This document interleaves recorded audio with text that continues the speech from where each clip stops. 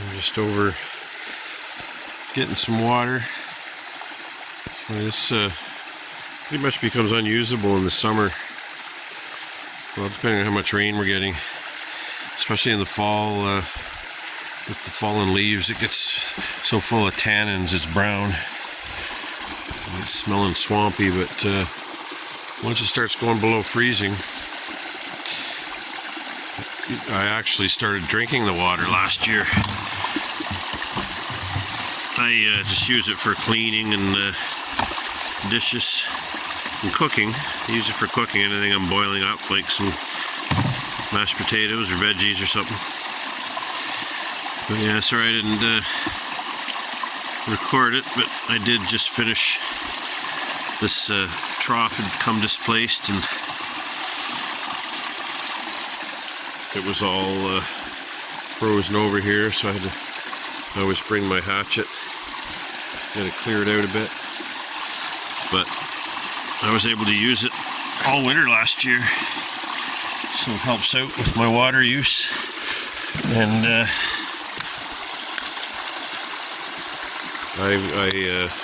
when I go into the bigger town to do some grocery shopping, there's the other cabin up there. I got to start working on it. I want to have it insulated and have the heater ready by Christmas, so I can go away for a couple of days and I'll put all my canned goods in there. It's a smaller cabin, because right now my other cabin is strictly wood heat, so if I go away for a day or two over Christmas, there's some waterfall going out to one of my little ponds. Yeah, so the canned goods would likely freeze, so I think that'll incentivize me to get cracking on that. Anyway, I'm gonna get back to filling some jugs. Yeah, here's the spring water that I get. I took out of the Jeep the other day. I meant to bring it in yesterday because I knew it was going to get down last night. Unfortunately, I didn't. Now I think it's solid ice. Actually, I could have brought it in with the little toboggan, but I brought this out. I scored these stairs from a customer. He was replacing them, upgrading them, so I saved them a dump run, and I'm going to incorporate these on the cabin. I was just thinking about what I'm going to do. I think I'm going to build a landing, little 3x3 landing at the door, maybe 4x4, and then maybe have some stairs coming off both sides of it, one to the little deck and the other to ground. Yep. Okay, I gotta undo these ratchet straps and use one to secure the jug here. Haul her in. My other jug's half empty.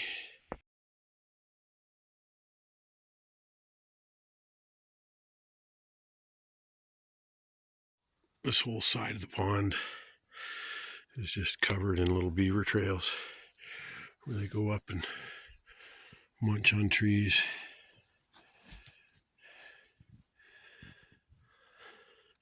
This is approaching their old lodge. I guess they were moving along here foraging. Decided to rehabilitate. Oh, he's out. Boy, did I ever miss it. I came way too far. You can see him. I don't know if I can zoom in on him.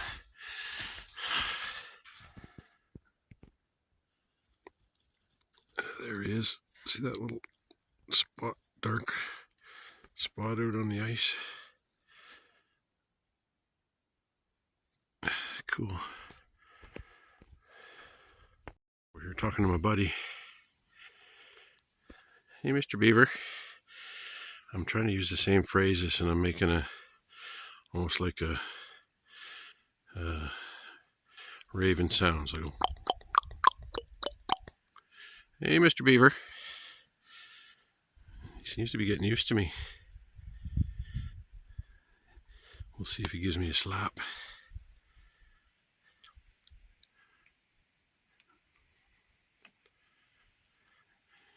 What are you doing, Mr. Beaver?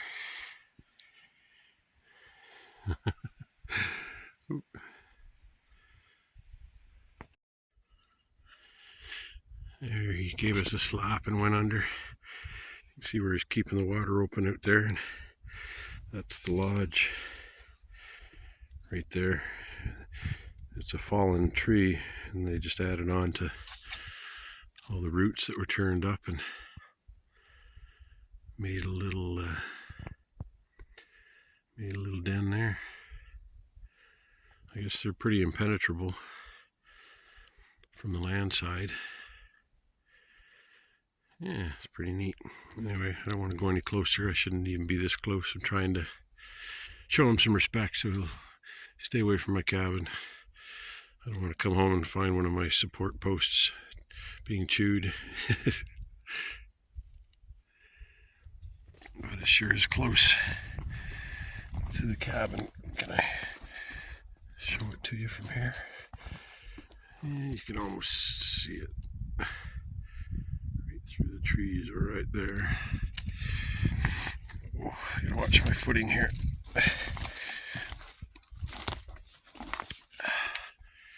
Yeah, you can't see it much better, but it's close.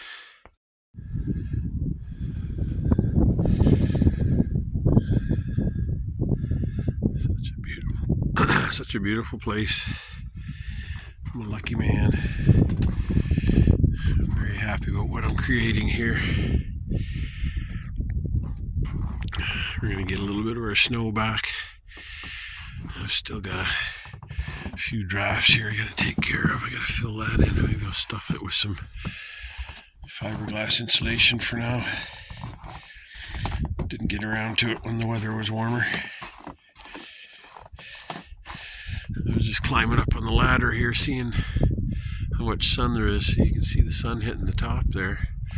Just been debating where to put. If there's a spot I should put my panel. I keep on moving it around to get the most sunlight possible. But I'm trying to think of a more permanent spot. Maybe I can put it up there, sideways. Maybe right up on the roof, I don't know.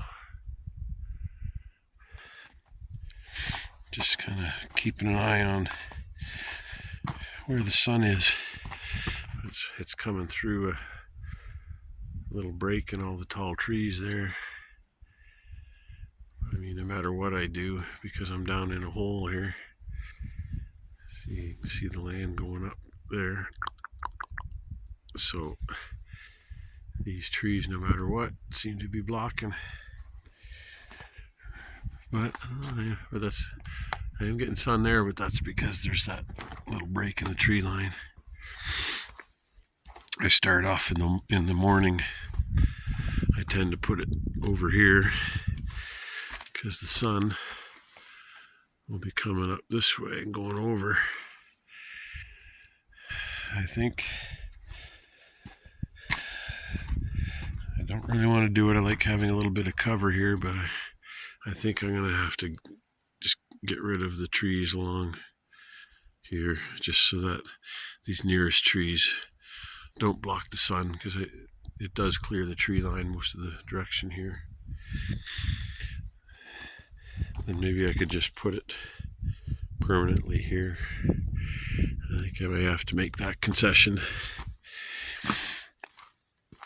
in order to get the most use possible. Because as it is now,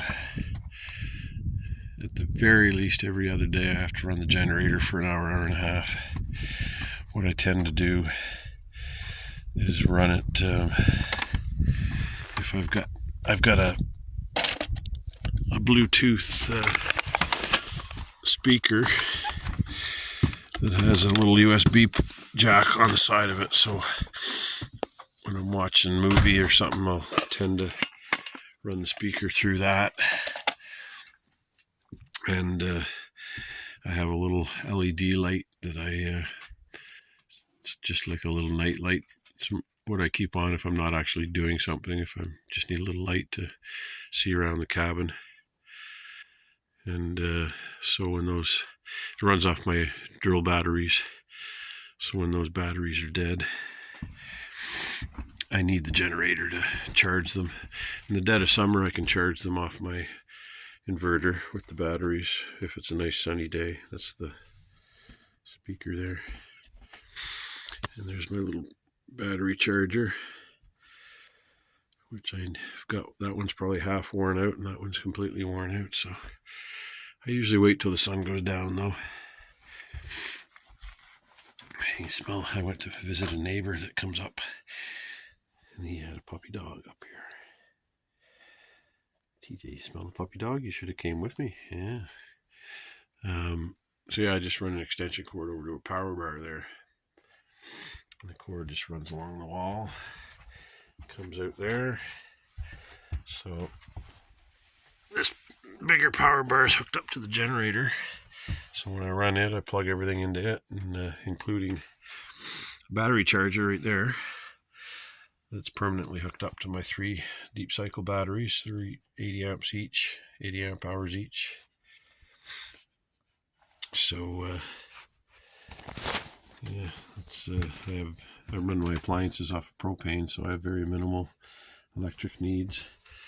And there's my charge controller off for the one solar panel, just a little 8.5 amp controller, so it won't overcharge the batteries. And you can see the lights on there. And this is my inverter. There's the big one there. So I can turn that on, and it's got a little LED that shows you how many amps you're drawing if you're got anything plugged into it. And there it's got 12.1 amps. So I'll wait till sundown, and then I'll run the generator for an hour and charge up my batteries. But I was finding in my mind, it takes a lot just to run the 1,000-watt inverter. It has it's drawing power just anytime it's on, and I'm usually only charging my phone and running the cell signal booster, which is here, and that even combined they take under 10 amps. So probably only like 5. So it's overkill, this 1,000-watt inverter. So I went out and bought a 30-watt inverter. It was even on sale. I think it was like $20. It's designed to be in a cup holder. And I just bought it's just got a cigarette lighter type source, and I've bought a power adapter here and just clamped it onto the cables leading to the inverter. So as it is, I've actually found out that I can run my little LED lamp, and as long as I unplug I've got a little sound bar with a subwoofer, as long as I unplug one of them so they don't both come on at the same time, I can turn on that inverter and it doesn't overload it, which is great. So the only time I really need the 1,000-watt inverter is in the summer when I'm charging my drill batteries on a sunny day. And so I am discovering that I have discovered that that is drawing way less power, because I can leave it on all night if I happen to be well, usually I'll have the cell booster on and then watching a movie or two, and then I'll unplug the cell signal booster, and charge my phone overnight, so it often gets left on. Oh my, I'm up to 7:45. I'm rambling.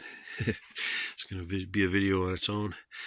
I was down in a city yesterday, and took advantage of being near a Canadian Tire. I was looking at these online. They call it a log tote.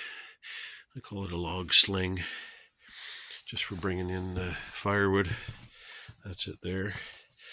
And I'm just getting ready to, I'm going to put some couple of pieces of lumber, screw them to the side of that wood box to build up to barriers so that I can pile more wood up. And then on the top I'm going to put a piece across to keep it from spreading. And then I'm going to use that piece somehow to create a little shelf on top to set my kettles and whatnot. Yep.